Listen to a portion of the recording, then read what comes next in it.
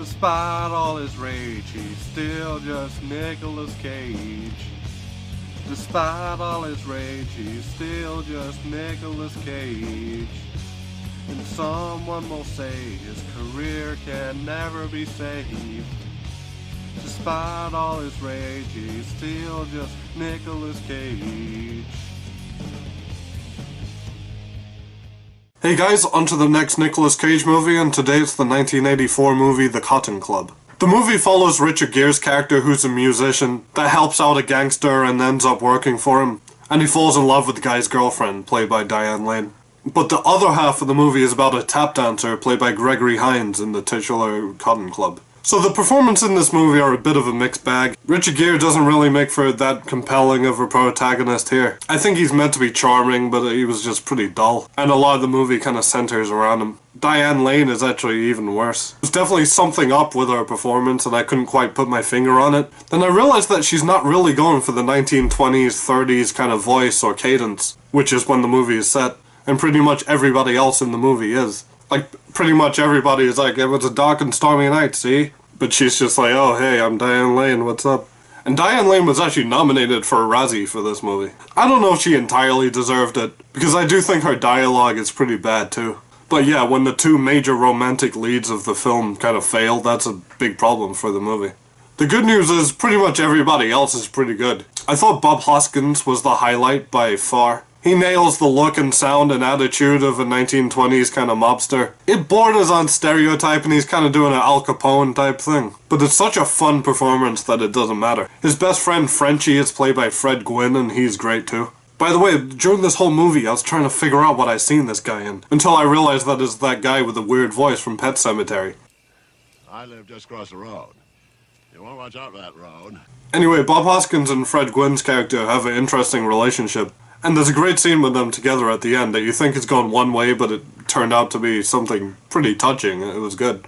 Gregory Hines is pretty awesome too. I mean, I'm not at all familiar with this guy, but he's pretty charismatic and a really good dancer. I mean, I cared about his relationship with his brother and the love story he has with a mixed race girl. And his character performs at a club where the performers have to be black, but no black people are allowed in the audience. Which is kind of an interesting dynamic to have in a movie, but it could have been explored a little more. And of course I have to talk about Nicolas Cage. Cage does a solid job as Richard Gere's brother that kind of wants to get involved in the gangster business. I was kind of hoping that Nicolas Cage would have a more over-the-top accent or something, but he plays it pretty straight.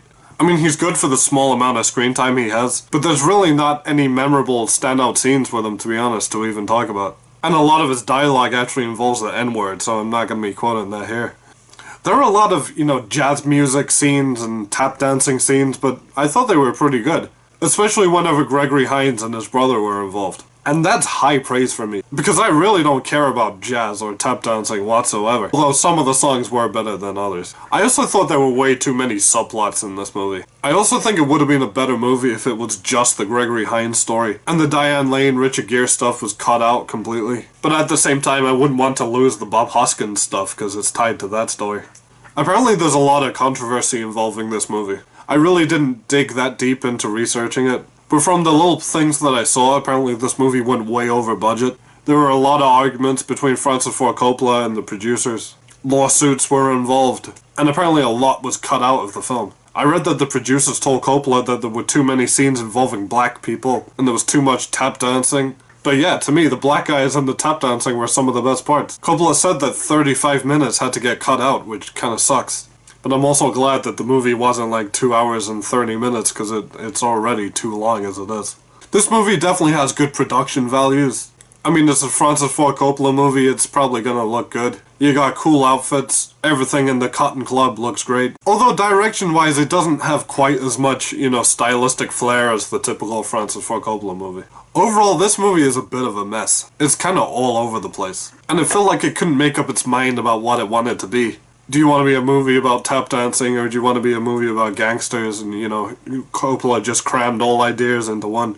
In a weird way, it kind of feels like if Bugsy Malone was done with adults and regular guns instead of those cream guns. It's that same kind of goofy gangster story with songs, but then you strip away the novelty and make everybody take themselves too seriously, and you're left with this. I mean, there definitely are some elements in this I really liked. Like I said, Bob Hoskins, Fred Gwynne, Gregory Hines, and some of the tap dancing scenes were pretty enjoyable to me. Although I really can't say I would recommend people to watch this. I mean, it's not worth watching just for Nicolas Cage. And if you want to see a Francis Ford Coppola gangster movie, then, you know, there's two far better options that come to mind.